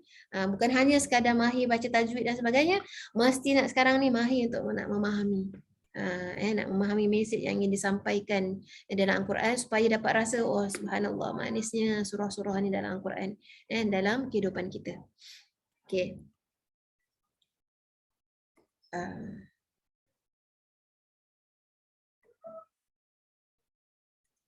Saya pilih ni yang saya cakap tadi, ni yang saya cakap tentang kepentingan solat, khususnya solat subuh. Ini dari ayat dia, wa aqimis salata liduluki syamsi ila ghasaqil lail wa qur'anal fajr inna qur'anal fajri kana mashhuda. Ni Quran ni dua kali dalam ayat ni disebut. Dan dirikanlah olehmu sembahyang ketika gelincirnya matahari. Iaitu kalau gelincir matahari, solat apa? solat itulah subuh dengan zuhur. Zuhur asar gitu. Katanya semua bukan subuh, sorry. Zuhur dengan asar. Maksudnya bila dah matahari dah dan hingga waktu gelap. Waktu gelap tu maghrib dengan isyak. Kan jadi dua-dua dah sebut. Kemudian dan dirikanlah sembahyang subuh. Jadi nampak 5 waktu solat ini disebut dalam ayat ini. Wa Qur'an al-fajr, kemudian diberikan fokus lagi wa inna Qur'an al-fajr kana mashhuda, sesungguhnya sembahyang subuh itu adalah disaksikan, maknanya ada keistimewaan. Kerana ada hadis Rasul mengatakan, kalaulah umatku mengetahui kelebihan solat subuh berjamaah, mereka akan datang walaupun merangkak, walaupun dengan apa cara pun untuk mereka dapat mengikuti solat jamaah. Itu di antara salah satu hadis Rasulullah SAW tentang kelebihan solat subuh. Ada lagi ulama, ada juga hadis yang mengatakan apa? Barang siapa yang melakukan solat isyak berjamaah, kemudian dia dapat melakukan solat subuh berjamaah, maka dia mendapatkan pahala qiyamul lail sepanjang malam. Pahala dia tu sepanjang malam dia tu beribadah. InsyaAllah. Dengan hanya dia dapat jamaah isyak, dengan dia dapat solat jamaah subuh. Sangat mudah kita dapat waktu apabila kita melalui waktu Ramadan. Jadi pasal Ramadan tu kan, isyak tu biasanya memang kita dah senanglah, dah tarawih semua. Maka kalau di antara anda susah untuk solat berjamaah subuh, maka amalkan makan sahur tu di akhir waktu. Jangan awal-awal sangat. Ada orang awal-awal, ada orang macam dia takut dia tak bangun kan, jadi pukul 1, pukul 2 dia dah makan tu dia tidur. Nanti waktu subuh tu dia bangun macam gitu. Sebenarnya that is not really a good practice. Kalau boleh bangun sebelum nak subuh sikit aja. At least minum air, makan kurma dah. Itu dah dapat pahala sunnah. Sunat makan sahur sebelum subuh. Kerana Islam tu agama yang mudah. Dia nak memudahkan kau boleh di akhir-akhir sebelum kamu masih boleh makan pun disuruh kita untuk masukkan air, makanan kat dalam perut kita. Maka kalau siapa dapat sahur di akhir-akhir waktu, itu yang saya makan anak-anak saya, kita tak kejut awal-awal. Cukup-cukup time dia masuk, dia buka, dia masuk dapur ngah-ngah, dapat makan sikit, terus azan. Jadi dia orang tak ada dalil-dalil nak cakap nak tidur balik. Semayang dulu, kalau nak semayang tidur balik baru boleh. Macam gitu. Jadi dapat subuhnya berjamaah. Okay. Ini antara terpenting ni. Yang 8. Okay.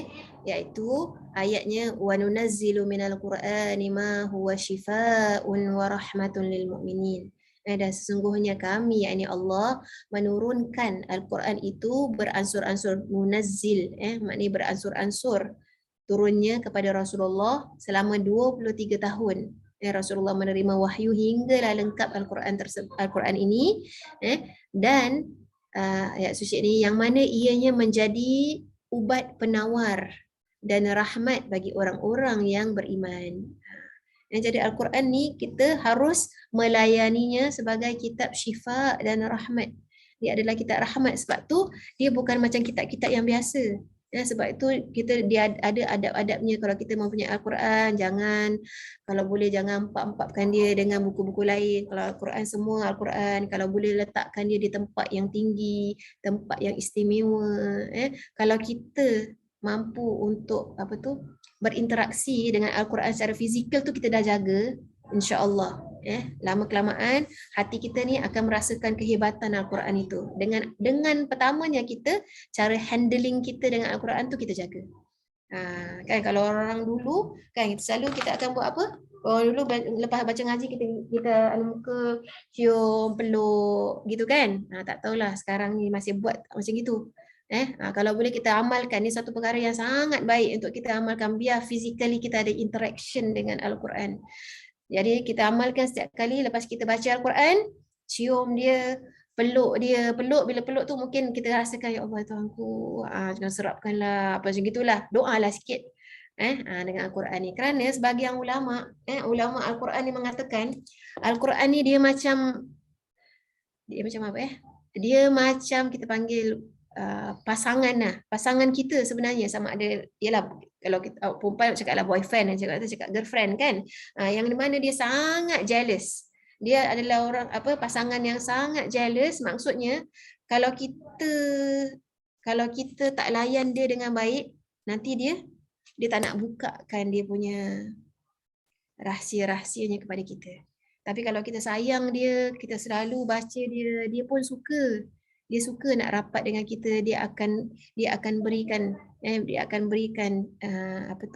membuka pintu hati kita untuk kita alih-alih ada je ilham Allah kasih faham ayat tersebut. Ini tak mustahil. Ini tak mustahil ayat-ayat Allah ini. Jadi kalau kita letakkan hati kita dengan Al-Quran, nanti Al-Quran sendiri yang akan maknanya menunjukkan dirinya kepada kita. Itu yang kita inginkan. Selitkan dia menjadi salah satu doa kita di bulan Ramadan ini, insya-Allah.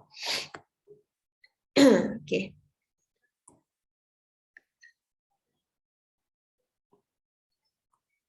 Okey. Saya habis. Okey, saya nak masuk dalam buku. Sirah surah dah, munasabah. Mari kita baca sikit munasabah. Munasabah ayat kita ada lagi dalam 10 minit. Okey. Surah An-Nahl ayat 2, surah An-Nahl, surah tentang lebah yang kita pelajari minggu lepas, menunjukkan Al-Quran itu sebagai ruh.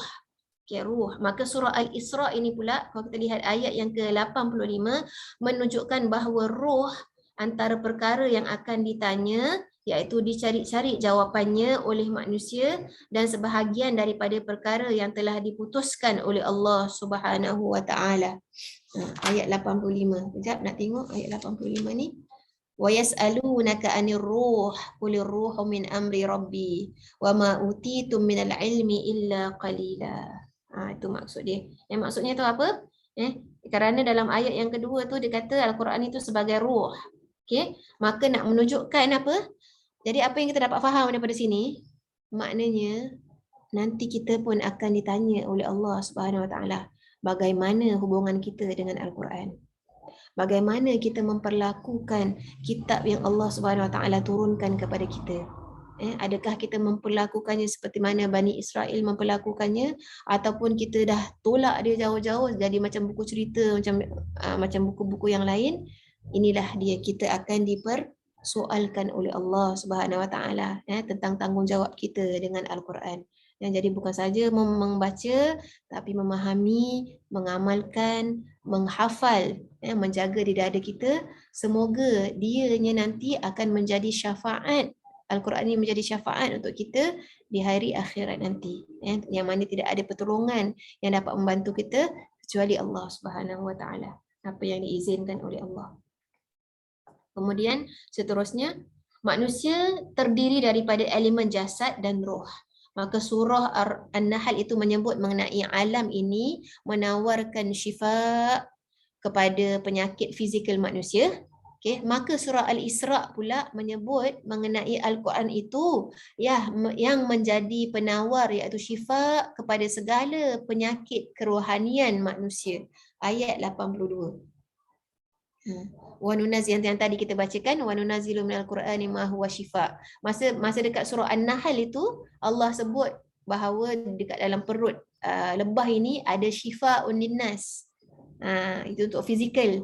Tetapi dalam surah Al-Isra ini kita nampak ni sebab tu pertalian. Sebab tu cantiknya surah An-Nahl ini, lepas surah An-Nahl kena keluar surah Al-Isra. Kerana kat dalam tu dia ada cakap tentang penawar yang terbesar, penawar yang terindah, penawar yang dihadiahkan oleh Allah Subhanahu Wa Taala kepada kita adalah Al-Quran. Maka kalau kita selalu kalau sakit aja, contohnya sakit flu ke, sakit apa kita panggil cold flu, nanti kita kena buat honey lemon, kan? Honey lemon tu salah satu supaya nak legakan kita punya cold. Tapi kita tak mencari Al-Quran apabila kita rasa kenapa hati ni kosong kenapa lali rasanya, kalau ada apa-apa je kita refer balik pada Al-Quran. Kita baca Al-Quran, ya Allah Tuhanku, jadikanlah bacaan Al-Quran ini syifa untuk hati aku yang tak tenang ni, tak tahu kenapa dia tak tenang, tapi nak baca Al-Quran moga menjadi ketenangan kepada jiwaku. Kita kurang amalkan macam itu. Maka sekarang ni kita kena buat. Pasal itulah dia suruhan yang ada di dalam surah Al-Isra ini. Untuk kita nak sedar. Kemudian surah An-Nahl itu menyatakan penyakit manusia sejak dari ayat pertamanya sekali, iaitu Al-Ajilah. Okey. Tergopoh gapah. Okey, maka surah Al-Isra itu ayat 11 membongkar penyakit ini boleh berlaku pada Bani Israel dan juga boleh berlaku kepada umat Islam sekalipun. Ayat 11. Ayat 11 ya. Al-Ajilah. Ajulah. Wa yad'ul insanu bisyarri du'aahu bil khairi wa kana al insanu ajula. Ajulah tu apa maksudnya? Terburu-buru. Dan manusia itu seringkali berdoa untuk kejahatan sebagaimana biasanya mereka berdoa untuk kebaikan. Dan manusia memang bersifat terburu-buru. Kadang-kadang sekali kita perasan, kita tak perasan. Kadang-kadang ni kita ni kalau contohnya, macam mana Ustazah maksudnya doa kejahatan? Contohnya kita nampak kawan kita dekat Facebook, ada tak orang taruh kat Facebook dia tengah susah? Orang taruh kat Instagram dia tengah susah? Tak ada, dia taruh yang dia tengah makan kat restoran, dia tengah happy dengan family, dia tengah pergi holiday, kan? Maka kita pun nanti terasa, bestnya orang tu, baguslah kalau aku macam gini. Jadi datangnya mungkin iri hati ke, sifat rasa macam tak syukur atas apa yang kita ada. Ni semua kena baik-baik ni. Ni semua penyakit kalau kita nak tengok tu, make sure kita tahu kawal diri kita. Sampai kata, dia tu lalulah dah start dah kan. Jangan sampai kita kena penyakit hasad dengki. Min syarri hasidin idza hasad. Tu nak kena jaga baik-baik. Okay? Maka itulah kita terburu-buru. Jadi secara tak langsung, apa yang kita tergerakkan kat hati kita tu, nanti kalau kita nampak kawan kita, itulah. Kalau kita alih satu hari pula kita dengar cerita yang dia kena accident, itulah pada awal tu dia dah happy sangat kan, yang masa tu kan badan dan muka dia kena. Kadang-kadang secara tak langsung tu ada terlintas macam itu. Itu maksud dia kat sini. Manusia tu selalu terburu-buru apabila dia membuat assumption, apabila dia nampak suatu perkara, terus dia akan, kita selalu cepat judging, kita cepat untuk nak judge people. Maka itulah yang Allah Subhanahu Wa Taala nak suruh kita jangan ada sifat macam gitu, tak baik. Kita tak tahu hakikat sebenarnya tu macam mana. Seterusnya surah An-Nahl itu berakhir dengan Allah Subhanahu Wa Taala merumuskan kepribadian Nabi Ibrahim alaihissalam di sisi Allah Subhanahu Wa Taala. Kan surah An-Nahl, dia seolah-olah Nabi Ibrahim tu adalah lembah yang mana yang beri manfaat. Kerana surah An-Nahl itu dia berakhir dengan mengatakan apa? Bahawa Nabi Ibrahim tu adalah ummatan qanitan. Saya tu ayat apa? Ni dia. Okey. Anittaba'a millata Ibrahim hanifa wa ma kana minal musyrikin. Kemudian sebelum tu dia ada cakap ummatan. Inna Ibrahim kana ummatan qanitan lillah. Ini di akhir surah An-Nahl. Nak mengatakan, nak membuatkan kita contoh bahawa Nabi Ibrahim itu adalah seorang pemimpin yang mana kita dapat banyak mengambil contoh tauladan yang baik daripada Nabi Ibrahim, patuh kepada Allah, dan dia adalah seorang yang hanif. Seorang yang hanif iaitu seorang yang selalu berpegang kepada kebenaran dan tidak pernah meninggalkan kebenaran tersebut. Jadi maka dikata, maka dalam surah Al-Isra ini pula bermula dengan 2 buah bangunan masjid yang telah dibinanya sendiri oleh Nabi Ibrahim alaihissalam. Nabi Ibrahimlah pengasas kepada Kaabah dan Nabi Ibrahim juga adalah pengasas kepada Masjidil Aqsa. Kerana daripada zuriat Nabi Ibrahim itu Nabi Ismail iaitu di Makkah dan Nabi Ishaq di Palestin. Maka maknanya simbol Nabi Ibrahim ini sendiri serta diperjalankan baginda Rasulullah SAW antara 2 masjid ini, itu menunjukkan hadis sahih jarak pembinaan 2 masjid ini ialah 40 tahun. Kemudian yang terakhir, poin yang terakhir. Cantiklah kita pernah sampai yang terakhir ni. Okay. Surah An-Nahl itu berakhir dengan jenayah Bani Israel pada hari Sabtu. Kan dalam surah An-Nahl tu dia cakap yaumas sabt, dia ada cakap tentang jenayah yang mereka lakukan pada hari Sabtu. Innama ju'ilas sabtu 'alal ladzina ikhtalafu fi. Okey. Sekejap kita baca dulu dalam buku. Maka surah Al-Isra ini bermula dengan jenayah terbesar yang pernah dan akan dilakukan oleh Bani Israel, iaitu ayat yang keempat. وَقَضَيْنَا إِلَى بَنِي إِسْرَائِيلَ فِي الْكِتَابِ لَتُفْسِدُنَّ فِي الْأَرْضِ مَرَّتَيْنِ. Maknanya nak mengatakan bahawa Bani Israel ini, mereka ni, kalau kalimat fasad ni, fasada ni sebenarnya, kata para mufassir ni banyak sangat terjemahan. Maksud fasad ni ada banyak makna. Maksudnya tidak menegakkan keadilan itu nama fasad. Melakukan kerosakan di atas muka bumi dinamakan fasad. Jadi fasad ni maksudnya kerosakan yang banyak lah, yang pelbagai jenis, berbagai bentuk, berbagai yang mana mereka ni nak menunjukkan kepada kita bahawa dia akan berterusan melakukan kerosakan di atas muka bumi ini. Wala ta'lunna 'uluwan kabira. Dan pastinya dia akan menyombongkan dirinya dengan terlalu angkuh di atas muka bumi ini. Jadi ini Allah Subhanahu Wa Taala, wallahu alam. Saya tidak begitu mendalami tentang Palestin dan Bani Israel ini, tapi daripada ayat ini menunjukkan bahawa disebabkan perangai mereka inilah nanti Allah akan jatuhkan mereka akhirnya, dan Allah akan mengembalikan Masjidil Aqsa di tangan umat muslimin seperti mana ianya telah dapat dikuasai oleh umat kaum muslimin awwala marrah. Ada sebut juga dalam Al-Quran ini. Kama apa nama dia?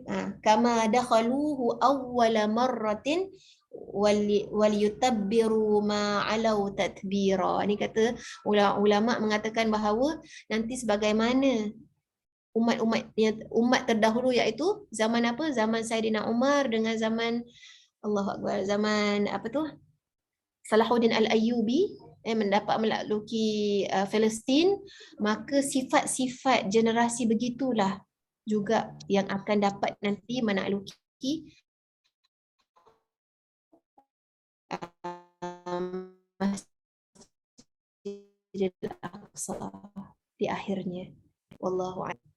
Satu-satu ialah ini semua wa'adullah, janji Allah. Bukan maksudnya, dan pada masa yang sama, kalau kita membaca ni janji Allah, bukan kita ni duduk goyang kaki je, tak apa. Allah dah janji nanti Masjidil Aqsa nanti akan jatuh pada tangan akhirnya di tangan Islam. Maka kita duduk diam je lah, tengok aja nanti kerja Allah nanti akan buat. Tidak umat Islam tidak pernah duduk rehat tengok apa yang Allah akan adakan. Disuruh kita usaha, tengok seperti mana yang telah kita saksikan dakwah Rasulullah itu bertungkus lumus. Maksudnya jangan sekali-kali putus asa.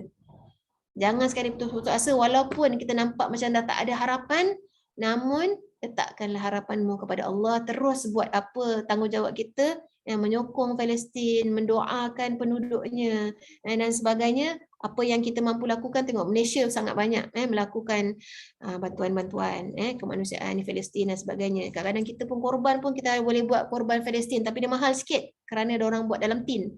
Maka kita kalau ada kemampuan, kita buat. Kita lakukan korban ke Palestin, buatkan dalam tin, hantar kepada orang Palestin.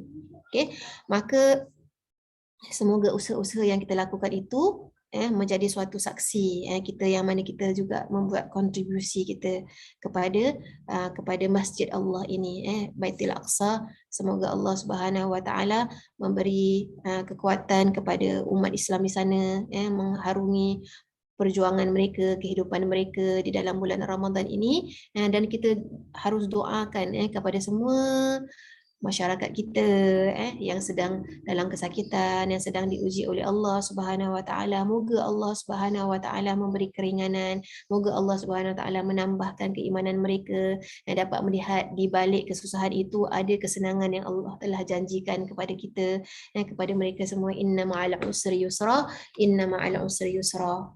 Itu saja daripada saya pada hari ini. Moga surah Al-Isra ini menjadi pembuka yang indah kepada kita untuk kita membuka tirai Ramadan esok hari dan untuk kita sama-sama melakukan salat tarawih. Amin ya rabbal alamin. Kalau ada apa-apa pertanyaan dulu sebelum saya menutup. Ustazah, saya nak tanya Ustazah, Hmm. bagaimana dengan kelas yang hari Jumaat tu, adakah dia akan diteruskan atau bagaimana Ustazah? Alhamdulillah. Terima kasih ingatkan saya. Hampir saya nak lupa. Okey. Hari Jumaat memang maksudnya hari ni lah kan, batch 2 dengan batch baru yang keempat ni memang kita dah sepakat akan teruskan kelas. Okey, namun dekat sini saya tak tahulah kalau admin ada dah start war-warkan bahawa saya ada nak cadangkan kalau kita boleh buat hari Ahad pagi. Ahad pagi waktu yang belum sibuk, maksudnya kalau kita nak keluar dengan family nak keluar pergi bazar ke, nak keluar apa, memang kedai belum buka lah. Pasal kita nak buka kelas pukul 8 hingga 9.30. Jadi kita dapat fullkan 1 jam setengah kita kelas, tapi Ahad pagi jam 8 hingga 9.30. Ini saya punya proposal saya lah. Yang memula pada awalnya memang saya sebut dengan anda sekalian, kita lambatkan kita punya kelas, instead of pukul 8 kita buat pukul yang saya janji pukul apa 9.30 tak silap saya yang dulu kan 9.30 betul 9.30. 9.30. Jadi yang ini saya ada pasal bila kita dapat tahu kan announcement yang tarawih ni boleh buat book satu, boleh pergi tiap-tiap hari. Jadi kalau hari Jumaat tu biasa kalau nak buat anak-anak tu Sabtu kan tak sekolah, jadi mungkin hari Jumaat ada yang nak ambil peluang untuk semayang tarawih. Kalau hari biasa mungkin susah nak semayang pasal hari-hari biasa orang kerja, sekolah sebagainya. Jadi saya nak buka peluang tu lah. Peluang ni memang saya tak ada tadarus hari Ahad, tadarus saya Senin sampai Sabtu, maka hari Ahad tu kita boleh buat kelas jam 8 hingga 9.30. Moga saya dapat hari ni persefahaman dan persepakatan semua. Abdullah dah thumbs up, alhamdulillah, terima kasih Abdullah. Okey, macam mana yang lain? Mungkin ada 2 orang 3 orang sekali lah, jadi baru kita ambil pandangan jumhur. Macam mana? Okey, Puan Azizah boleh? Ahad lagi boleh? Alhamdulillah. Kalau hari biasa saya pun nak bilang saya tak boleh hadir pasal ada tadarus setiap malam lepas tarawih. Alhamdulillah, itulah kan ada malam. Tapi kalau siang, alhamdulillah, insya-Allah boleh Alhamdulillah. Jadi tak terganggu kita punya tadarus kita dan juga kita nak solat jamaah dekat dengan family ataupun nak pergi masjid. Jadi kita dah boleh buat booking dah Jumaat malam ni, dah boleh buat booking dah sekarang. Dah boleh bincang nak pergi mana masjid. Alhamdulillah. Jadi saya ambil saya kiranya saya buat kata sebulat suara insya-Allah. Jadi maksudnya minggu hadapan untuk pelajar untuk batch yang keempat secara automatik untuk bulan Ramadan sahaja ini. Untuk Ramadan sahaja ni, terus minggu hadapan kita jumpa hari Ahad pagi. 8 hingga 9.30. Jadi kita tak shortcut. Saya pun target insya-Allah kalau dapat 1 kali pertemuan 1 surah. Jadi insya-Allah minggu hadapan kita akan memasuki surah Al-Kahfi insya-Allah taala. Moga Allah SWT beri kekuatan untuk kita bersama insya-Allah. Okey. Baik, terima kasih semua. Terima kasih atas kerjasamanya, dan kita tutup majlis kita dengan bacaan tasbih kafarah dan surah Wal-Asr. Bismillahirrahmanirrahim.